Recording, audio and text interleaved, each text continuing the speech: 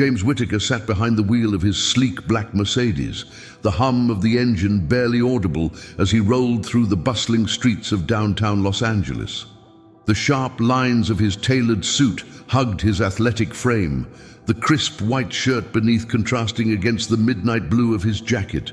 It was a warm evening, the kind where the heat lingers, baking the pavement, though the luxurious interior of his car was kept cool by the soft purr of the air conditioning. His fingers drummed lightly on the leather steering wheel, his mind elsewhere, drifting through the endless meetings, contracts and deals that filled his days. A man of wealth and power, James had long grown accustomed to his privileged life, but with it came a cold emptiness, a void no amount of money seemed to fill.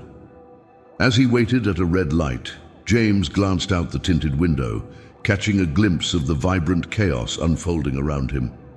Pedestrians hustled along the sidewalks, their faces glowing in the neon lights from nearby bars and restaurants. But it wasn't the crowd that caught his attention. It was the woman huddled beneath the flickering sign of a rundown convenience store. She sat alone, wrapped in a tattered grey blanket, her body curled tightly against the chill that the night would eventually bring.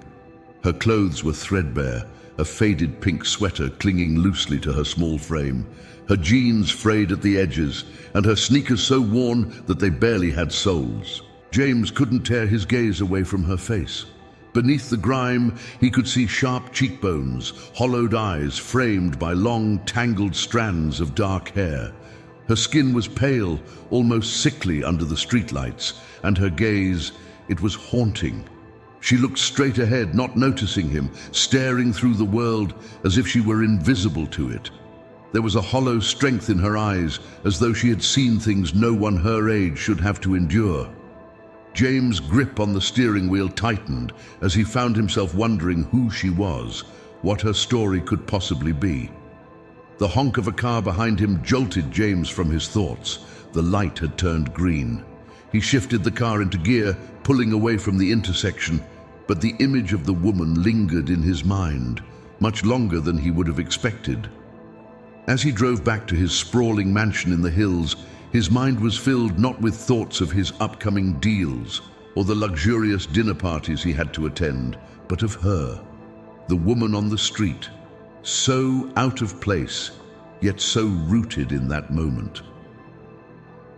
The next day, James returned to his usual routine, meeting after meeting, discussing investments and mergers in rooms filled with powerful men in expensive suits. Yet, despite the fast pace of his world, he couldn't shake the image of the woman. She had become a shadow in his thoughts, following him even in the midst of his most important negotiations.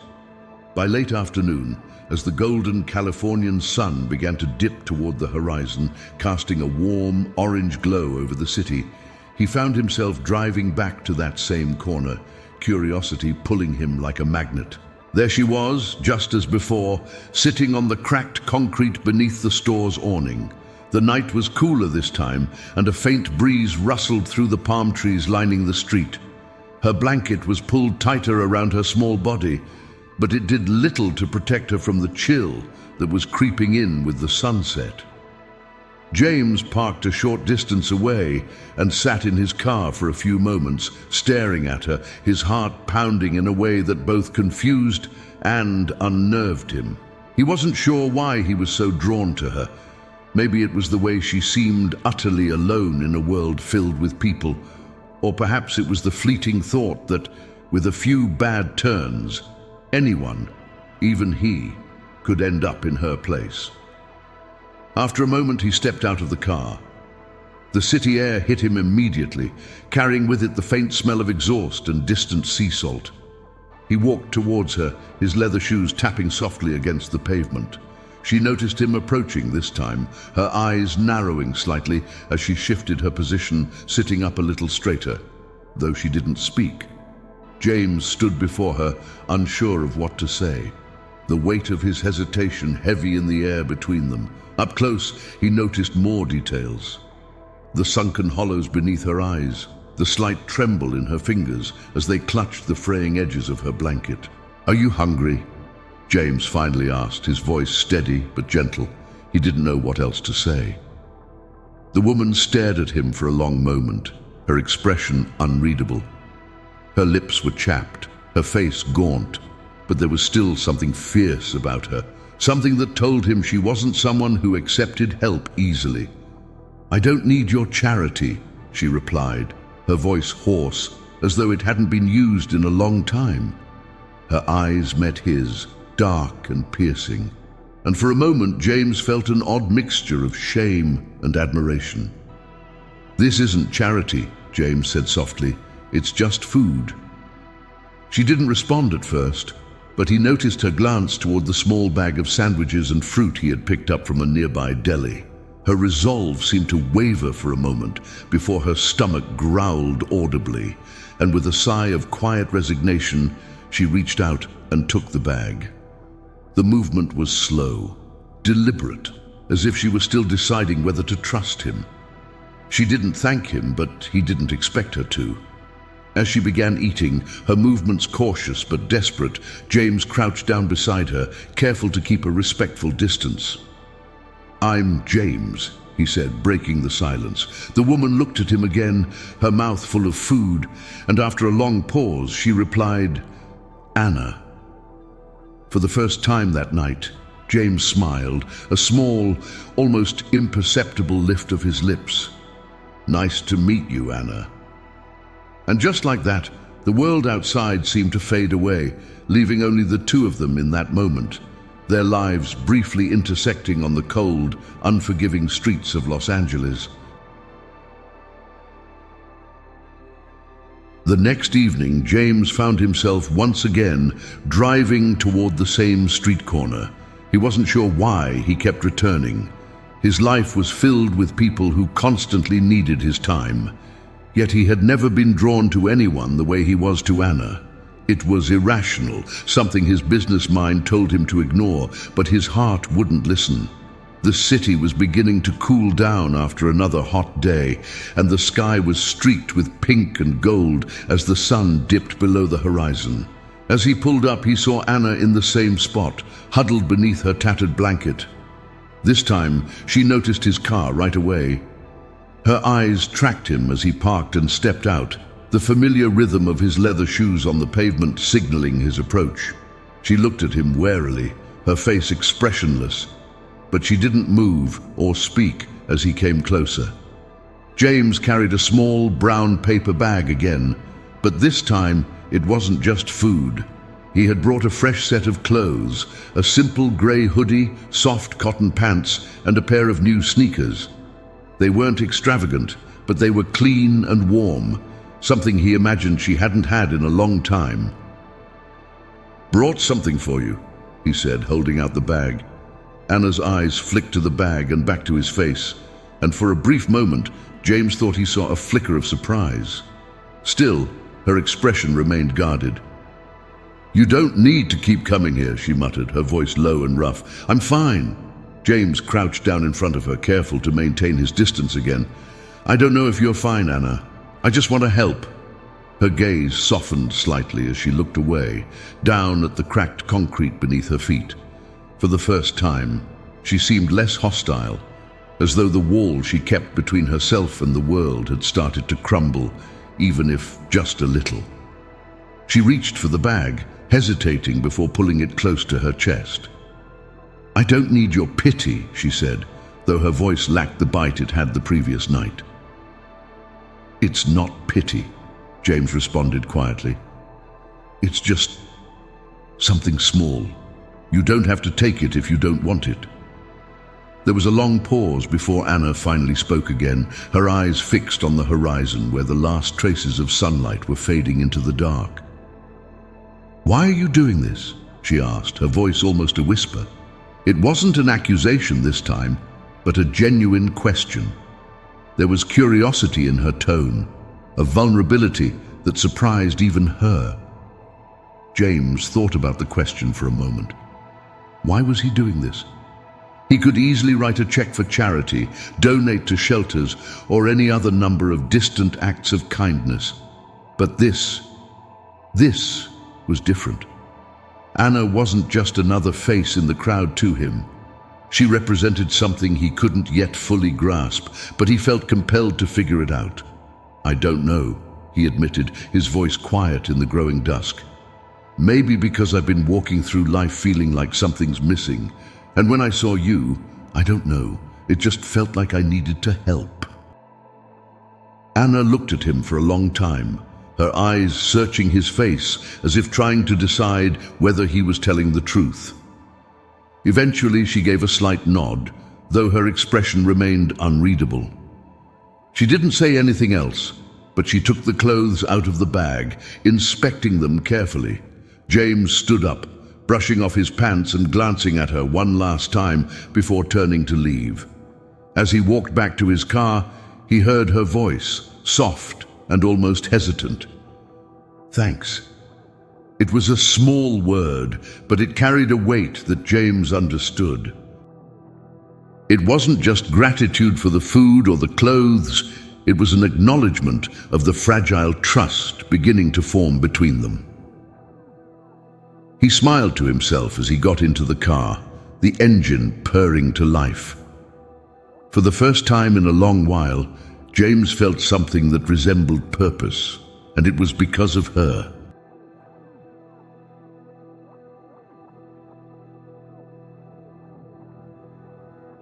The next few weeks fell into a quiet rhythm. Almost every evening after work, James drove to the corner where Anna sat. The chill of fall was beginning to creep into the Los Angeles nights, and the heat of summer had fully dissipated. The air was crisp, with a slight breeze that ruffled the palm trees and carried the faint smell of ocean salt from the coast. Anna had accepted the clothes he brought her, and though she wore the grey hoodie now, she still seemed wrapped in her own invisible armor, guarded, wary, and always on edge. James would sit near her, keeping a comfortable distance, sometimes offering food or water, other times just keeping her company in silence. He never pressed her for conversation, knowing instinctively that her story would come when she was ready to tell it. Sometimes they exchanged brief words, small snippets of life from his side or hers, but it was clear she wasn't someone who trusted easily. One evening, as James approached the corner, he noticed something different. Anna wasn't sitting in her usual spot. His chest tightened as he scanned the area, his eyes darting from one shadowy alley to another. The city felt quieter that night, the soft hum of traffic in the distance a mere whisper compared to the usual roar. Panic surged inside him, but just as he was about to get back into his car and drive around to look for her, he heard her voice behind him. "Looking for someone." James turned, relief washing over him as he saw Anna standing in the doorway of a closed shop, leaning against the glass window. She looked tired more than usual, her face pale and her eyes slightly red, as if she hadn't slept in days. The hoodie he had given her hung loosely on her small frame, and her hair, though still wild, had been combed back from her face. For the first time, he noticed the faint outline of bruises on her wrists, as though they had been there for a long time, but were only now beginning to heal.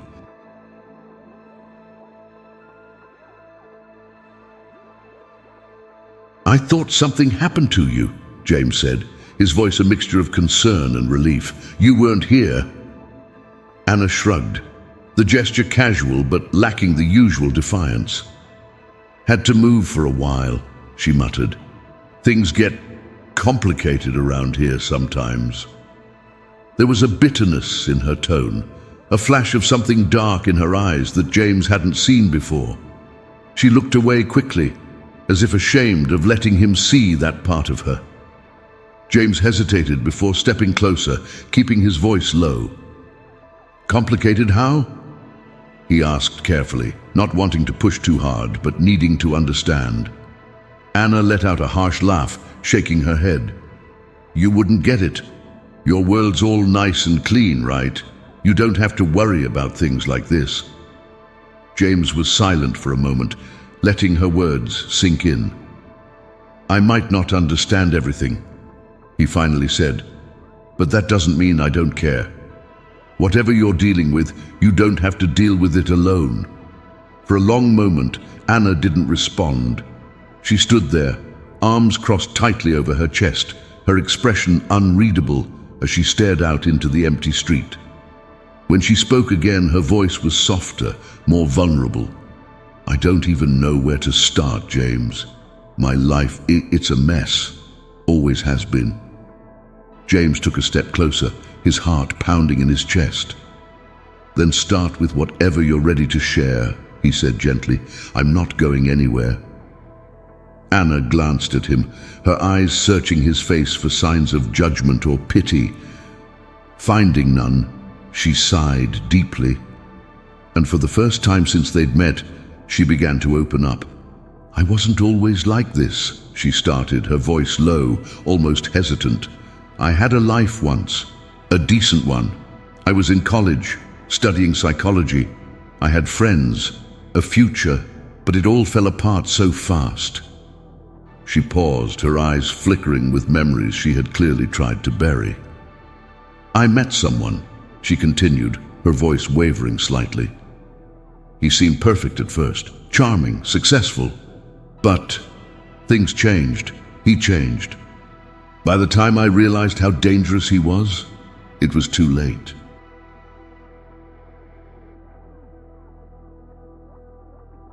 James listened in silence, his heart tightening with each word. He had suspected that Anna's life hadn't been easy, but hearing it was far more painful than he had imagined. He could see the weight of her past pressing down on her shoulders, the way she flinched at the memories. "I tried to leave," Anna said, her voice barely above a whisper, "but he made sure I couldn't. He controlled everything, my money, my job, even my friends. And when I finally managed to get away, I had nothing left. No family, no home, just the streets." A heavy silence settled between them. The night felt colder, the air sharper as the reality of her words hung in the space between them. James wanted to reach out, to offer some kind of comfort, but he knew that trust was something fragile with her, and he didn't want to break it. "That's how I ended up here," Anna finished, her voice hollow, "and I guess that's where I'll stay." "No," James said softly, his voice firm but compassionate. "You don't have to stay here. There's a way out." Anna looked at him, her expression unreadable. "And what do you know about that?" she asked quietly. "This life, it doesn't just go away because someone wants to help." James met her gaze, unflinching. "I know it's not easy," he said, "but I also know you're stronger than this. You've survived things most people can't even imagine. You can get through this too." For the first time, a flicker of hope passed across Anna's face, quickly masked by her usual wariness. She looked away, swallowing hard before speaking again. "I don't know if I can trust that," she whispered, "but I want to." James nodded slowly, understanding the weight of her words. "That's enough for now," he said gently. "One step at a time." And as they stood there, and the growing darkness of the city, the distance between them felt just a little smaller. Months passed, and slowly but surely, Anna's life began to change. With James's unwavering support, she found the courage to step away from the streets. He arranged for her to stay at a small but comfortable apartment downtown, where she could begin to rebuild her life. At first, Anna resisted, feeling out of place in the cozy space with its soft rugs, warm lighting, and the quiet hum of city life through the windows. But as the weeks turned into months, she began to settle into this new rhythm. The days were no longer filled with the harshness of survival. Instead, she started working again. James had connected her with a friend who owned a small bookstore nearby. It wasn't glamorous, but it was safe, peaceful, and filled with the kind of serenity she had long forgotten. The work kept her busy, and over time, Anna rediscovered a part of herself she had thought was lost forever, the part that was intelligent, capable, and strong.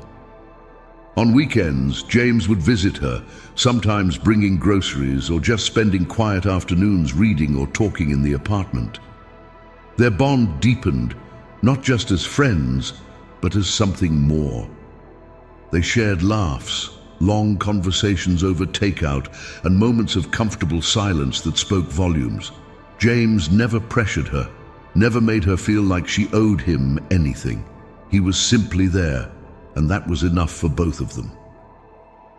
One crisp autumn evening, with the cool breeze sweeping in from the Pacific, they decided to take a walk through the nearby park. The leaves had begun to turn shades of red and gold, and the city's relentless pace seemed to slow for just a moment. Anna, wrapped in a soft woolen coat James had given her, strolled beside him, her face brighter than he had ever seen it. "I've been thinking about something," Anna said, breaking the comfortable silence between them. Her voice was softer now, no longer weighed down by the struggles of her past. James glanced at her, a warm smile playing on his lips. "What's that?" Anna hesitated for a moment before speaking again. "It's time for me to really move on.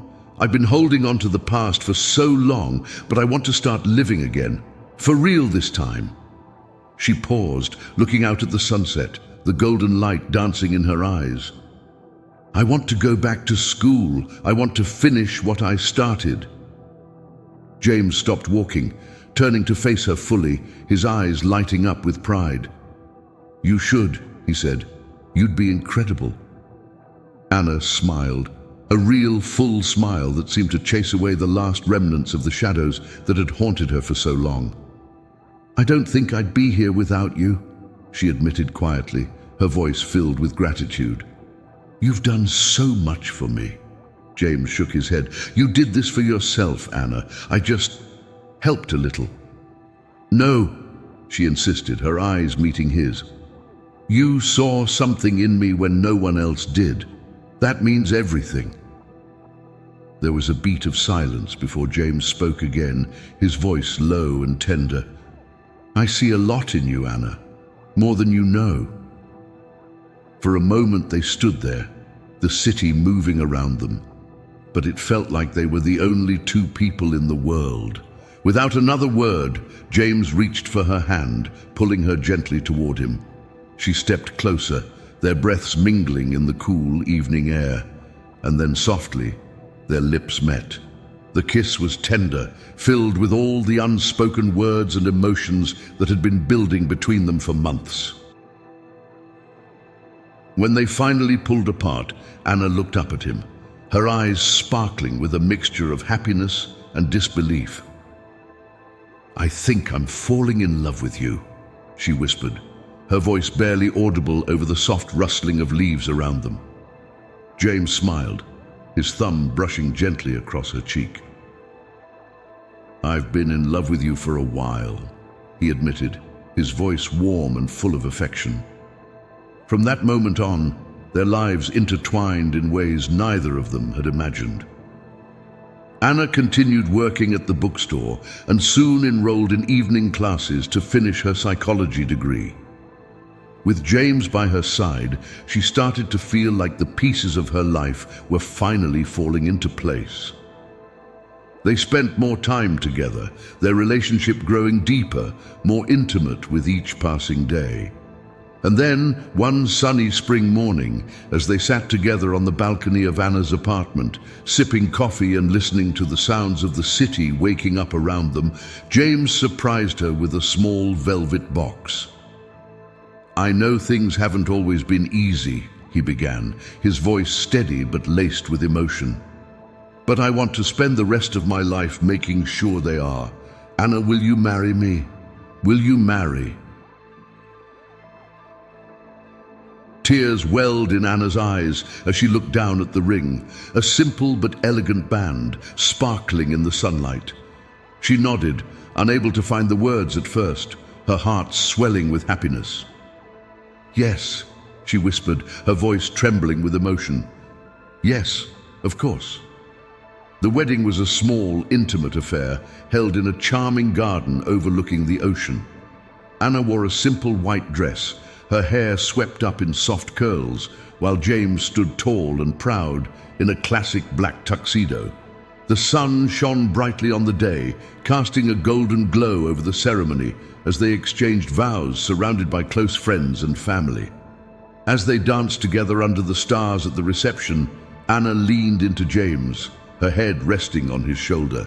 The world, with all its chaos and difficulties, seemed far away now. For the first time in years, she felt truly at peace, knowing that she had not only survived, but found happiness beyond her wildest dreams. In the months that followed, Anna graduated from school with honors and opened her own counseling practice, helping those who, like her, had once felt lost. James continued his successful business ventures, but now with a new sense of purpose, a life filled with love and meaning. They moved into a home together, not too big, not too extravagant, just perfect for the family they were building. Years later, as they sat in their backyard, watching their 2 children play in the garden, Anna turned to James, her heart full. "We did it," she whispered, her voice filled with wonder. James smiled, pulling her close. "We did." And with that, their story, one of struggle, hope, and enduring love, found its happy ending.